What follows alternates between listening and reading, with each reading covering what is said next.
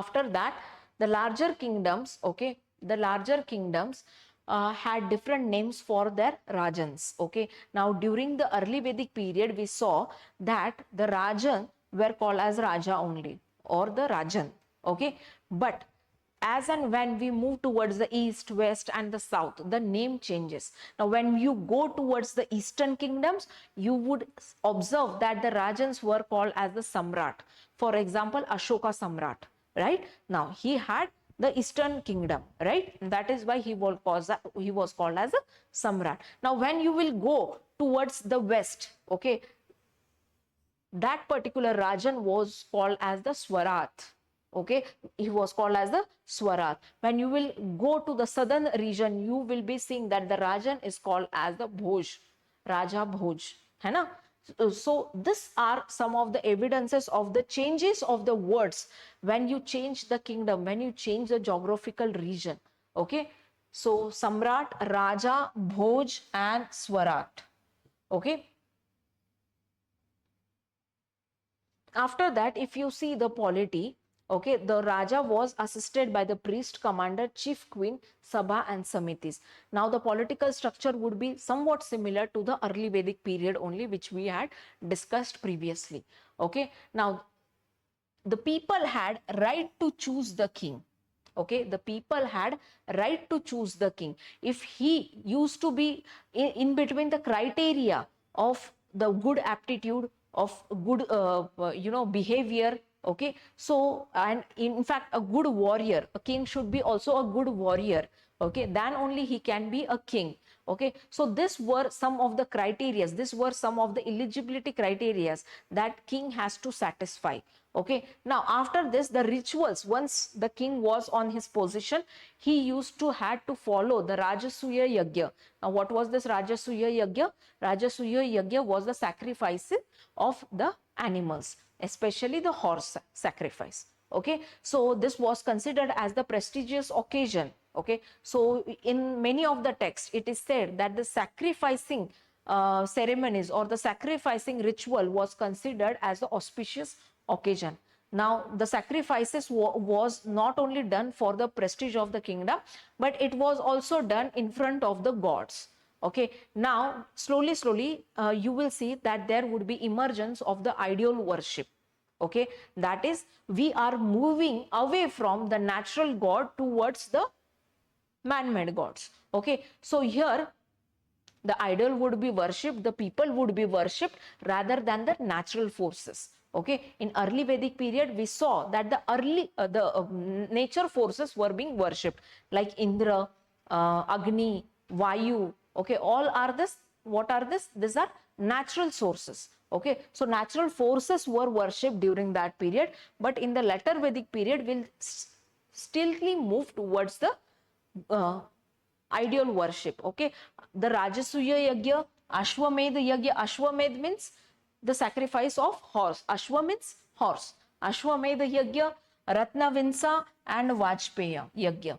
Okay, so all these rituals were being carried out by the priestly people only. Okay, after that the tax collection was done by the Sangrihitri in the later Vedic period also. In early Vedic period also it was, no, in early Vedic period it was done by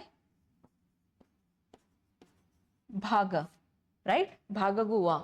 Okay, and in the later Vedic period it was done by the Sangrihitri. Okay, so these are the differences between the early Vedic and the later Vedic. So these are the 16 Mahajanapadas that were developed in the mature stage of the later Vedic period. Okay, so first is Kuru. The capital of Kuru was Hastinapur. The second was Panchala, the place of the people. Okay, so Achitra and the Kampilya was the capital. After that, Kosla. The Kosla capital was the Shravasi. Malla had the capital Kushinara. Okay, then Varanasi was the capital of Kashi. Pataliputra was the capital of Magad. Champa was the capital of Angadesh. Vaishali was the capital of Rijidesh. Okay, Suktimati was the capital of Chedi. Then Kausambi was the capital of Vatsa. Viratnagara was the capital of the Matsya. Then the Ujjain was the capital of Avanti. Then the Mathura was the capital of Shorsena. Then after that, yes, Takshila was the capital of Gandhara, and the Raipur was the capital of Cambodia.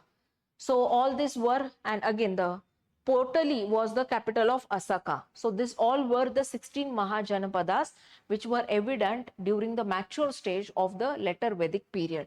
Okay, so the economy was being reflected in the Atharva Veda.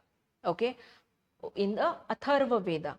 Okay, so it majorly concentrated upon the growing of the prosperity. How should a Rajan follow his economical prosperity to grow his economy? Okay, after that, Satpatha Brahman. Okay, the Satpatha Brahman ritual was being followed. Now, what is meant by Satpatha Brahman? There were 16 kind of Brahman clans. Okay, 16 type of Brahmins, and from that, okay, from that only single Brahman clan emerged, and still they are considered as the most prestigious Brahman. Okay, so the Satpatha Brahman, okay, Satpatha Brahman rituals were being followed. Now, according to the Satpatha Brahman ritual, it was said that the Raja is the first one to plow his field, his agricultural field within his kingdom, and only after his plowing or only after his sowing, the other people would sow. Okay, so it is considered as, you know, a good activity. It is the first mandatory ritual. Okay, after the first rain, okay, it was the duty of the Raja to go in the field and start plowing. Okay, and after this plowing, after the ceremony or after this ritual, the farmers used to start the sowing of their crops. Okay, now this was written in the Satpat Brahmans. Okay, now after that, there is also the evidence of the iron. Now the iron was known as the Krishan eyes. Krishnan eyes. Okay, and the tax was considered into the three forms: Bali tax, Bhaga tax, and the Shulka tax. Okay, Bali tax, Bhaga tax, and the Shulka tax. Now this tax are majorly with respect to the agricultural produce only. So after that, the painted greyware and the northern blackware potteries were evident. Now in early Vedic period, we had seen the greyware painted potteries. Okay, but in the later Vedic, we also have the painted greyware as well as the northern blackware. Okay, rice and wheat were the major crops that were produced in the Doab region, in the Doab region of Ganga and Yamuna. Doab, what is meant by Doab? The region between the two rivers. Okay, the region between the two rivers is known as the Doab region. Okay, now this Doab region is also called as the Vrithi region. Vrithi region in the Aryan texts or the Vedic text. Okay, so the rice and the wheat were the major producers, okay, in this Doab region. Okay, and the Nagara word was being used to reflect the villages and the towns. Okay, so that is why we found this in the Hastinapur and the Kaushambi, that the Nagara word were used for these cities. Okay. After this, you can see this painted greyware pottery. Okay, and these are also the potteries. These are also the greyware potteries. I didn't got the image of the black potteries, of course, so that is why I have just put it the greyware pottery. See the crafts and the arts. Okay, see here are the cows. Okay, cows, bangles, ornaments. Okay, so yes, they knew the makeup and everything. They focused on the jewelry made up of the golden. So yes, during this period, India was fully made up of the gold ornaments, gold crafts. Okay, and that is why sometimes, or not sometimes, many a times, India was considered as the golden sparrow. Okay, golden sparrow. Now, how was the social life? As I have said you, the Varna system was prevalent. In fact, more protocoled in this later Vedic period. And after that, there was the Upanayana ceremony. Upanayana ceremony. Upanayana ceremony was the most important ceremony where the any kind of beginning was to be begin with the Upanayana ceremony. That is, even if the child is born, okay, so he has to be done with all those mantras of Upanayana ceremony. Okay, so this Vedic mantras are being reflected in the text, Rigvedic text. Okay, after that the Shudras were deprived. Okay, Shudras were deprived from reading the religious text, reading the religious text, from attending the public ceremonies or the public occasions, and to freely move from the roads. Okay, now this factor, to freely move from the roads, this factor would be evident only after the Gupta period.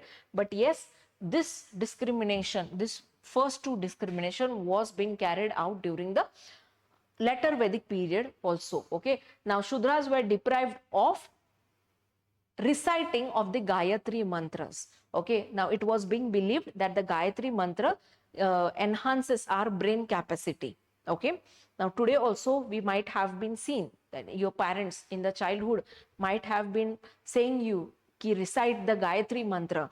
Okay, it will enhance your grasping capacity in your studies, right? So it was also considered during that time, and that is why many of the upper classes or the middle tier varna system, okay, kept Shudras away from reciting the Gayatri mantra. Why?